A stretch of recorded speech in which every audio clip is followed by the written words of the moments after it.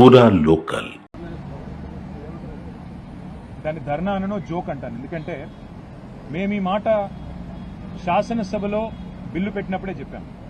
You are cutting a very cruel joke on the backward classes of this state. అంటే బీసీలను మోసం చేస్తూ మీరు దగా చేస్తున్నారు, వంచిస్తున్నారని చెప్పాం. ఇవాళ నేను ఒకటి అడుగుతా ఉన్నా, మీరు సమాధానం ముఖ్యమంత్రి గారిని అడగాలని చెప్పి కూడా నేను కోరుతా ఉన్నా. 42% రిజర్వేషన్లు అని ఢిల్లీకి వచ్చి డ్రామా చేస్తా ఉన్నారు. నేను కాంగ్రెస్ పార్టీని అడుగుతా ఉన్నా, మీరు బీసీ డిక్లరేషన్లో ఒక ఈ రిజర్వేషన్ల మాటను ఇయ్యలేదు. మీరు ఏమేం మాటలు చెప్పినారు? సంవత్సరానికి 20,000 కోట్ల బడ్జెట్ ఇస్తామన్నారు. 5 ఏళ్లలో 1,00,000 కోట్ల బడ్జెట్ బీసీలకు ఇస్తామన్నారు. బీసీ సబ్ ప్లాన్ పెడతామన్నారు. 42% రిజర్వేషన్ రాజకీయాల్లోనే కాదు, ఉద్యోగాల్లో, ఉపాధిలో, ప్రభుత్వ కాంట్రాక్టుల్లో కూడా ఇస్తామన్నారు. నేను ముఖ్యమంత్రి గారిని అడుగుతున్నా, ప్రభుత్వాన్ని అడుగుతున్నా, కాంగ్రెస్ పార్టీని అడుగుతున్నా, మీ చేతుల్లో ఉన్నాయేమో చేస్తలేరు. మీ చేతుల్లో బీసీ సబ్ ప్లాన్ ఉన్నది, చేయండి.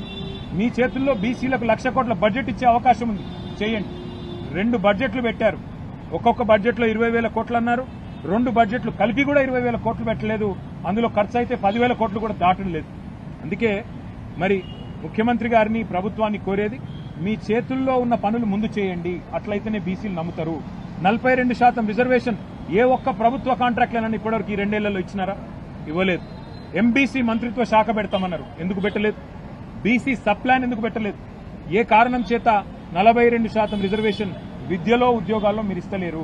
కేవలం రాజకీయాలే కాదు కదా, రాజకీయాల్లో 42% వాటా వస్తే మరి డెఫినెట్ గా రాజకీయ నాయకులకు లాభం అవుతుంది. కానీ బీసీ జాతికి లాభం కావాలంటే, బీసీల్లో ఉండే నిజంగా పేదవారికి లాభం కావాలంటే 42% కాంట్రాక్ట్లు ఇవ్వండి, 42% విద్యలో అవకాశాలు ఇవ్వండి, 42% ఉపాధిలో అవకాశాలు ఇవ్వండి. అట్లాగే 20,000 కోట్ల బడ్జెట్ మీరు చెప్పినట్టు పెట్టండి, బీసీ సబ్ ప్లాన్ పెట్టండి.